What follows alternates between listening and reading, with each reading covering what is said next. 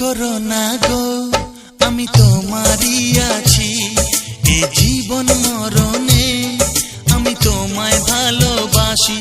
আমি তোমার ছায়া হয়ে রব তোমার পাশাপাশি।